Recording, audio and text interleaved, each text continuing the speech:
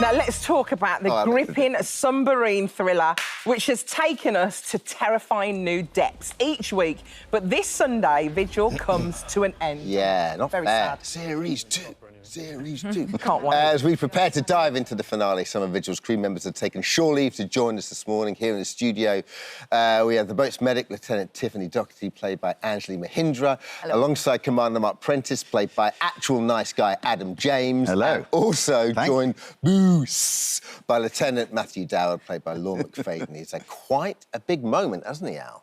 Very, very big moment, in So, fact. it's kind of plot spoiler time, so if you haven't seen it, close your eyes for just a moment. Yeah, close your eyes. Oh, it's so good. So horrible. So good. All right. So good. Kick things off with Lorne, who's weirdly in a CITV style. And through the round window. Exactly. He's on a cruise ship. He's on a cruise Vigil's ship. resident Russian spy. Good morning. It's good to have you with us. Thanks for joining us. Good morning. Thanks for having me. So, listen, you obviously had some big secrets to keep. How did you do it?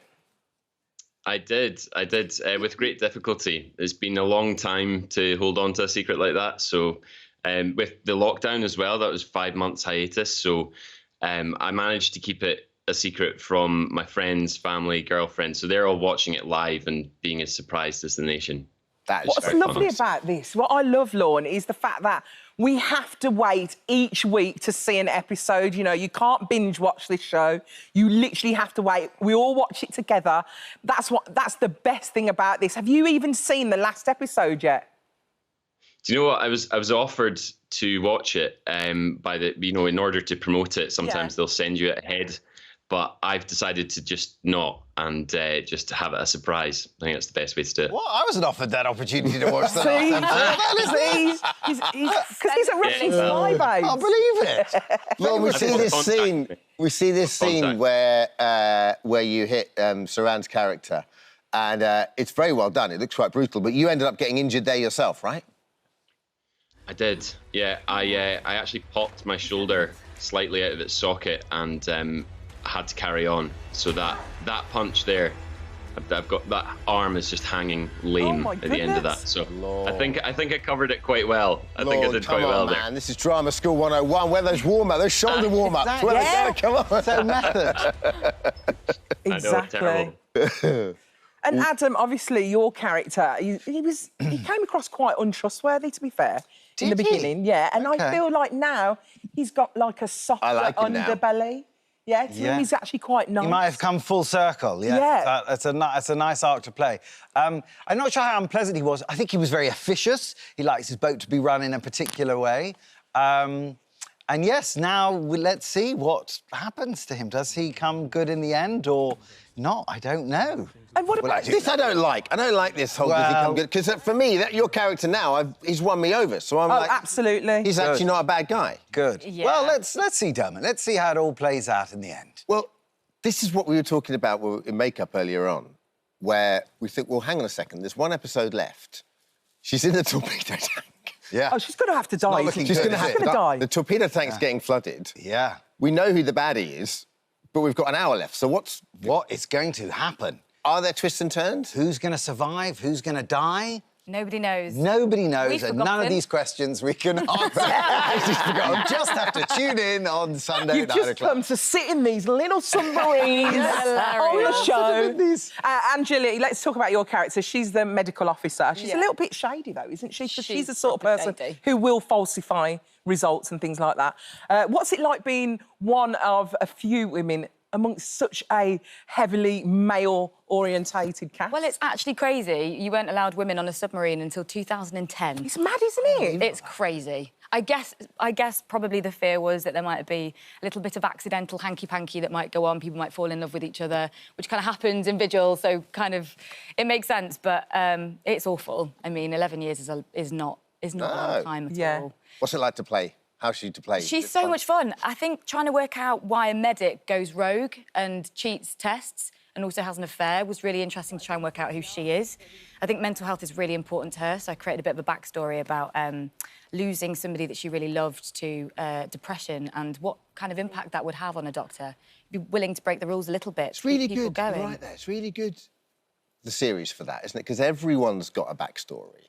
And actually, they've done a really good job of spreading that out. So the whole ensemble, everyone's got little kind of, you know, skeletons in the closet and shadows. And I think it's quite difficult to do that. Doing that, creating human beings, basically. That's what's been so appealing, I think, for a lot of us to play it, is they're far from two-dimensional characters. Everybody's got some agenda at play, as we all do. As human beings, we've all got, you know, foibles and messes and conflicts, and nobody's perfect. And I think he really illustrates that brilliantly, the sort of fallibility of the human, you know, spirit. Yeah. So the set's up in Glasgow. You're filming up in Glasgow, yeah. So the set's, it looks quite a nice set. Like, as a submarine goes, it looks kind of oil tanker-esque. You've got that kind of nice size to it. Did any of you go on a submarine beforehand? Because anyone that's ever been on a submarine says they're quite tight. And No, we weren't able to. There's a lot of secretive... Yeah, it's not easy to access. Energy around. So obviously, as you might imagine, operational submarines.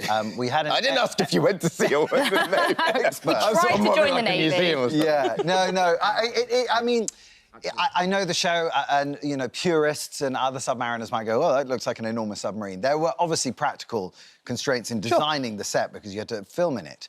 But it was still pretty accurate and was so great for us to work in because it left very little to the imagination, the attention to detail on those sets. And it was an enormous set. Yeah. I think if it was incredible. chopped in half, basically, and if you put both ends together, it was the length of a full sort of Vanguard-class submarine. So elaborate. There was, like, medication in the cupboards. There was, like, real food in the cook's kitchen. There's so much stuff going on. It was one of the most incredible and sets different I've ever levels been to on. it, so that you could run down corridors, go down ladders and run down. I mean, it was an extraordinary piece of work. So I want to know who you're all going to be watching this show with on... Is it Sunday? Yeah. The last episode. Sunday, Lorne, 9 o'clock. Sunday, 9 o'clock. 9 o'clock. Lorne, who are you going to be watching it with?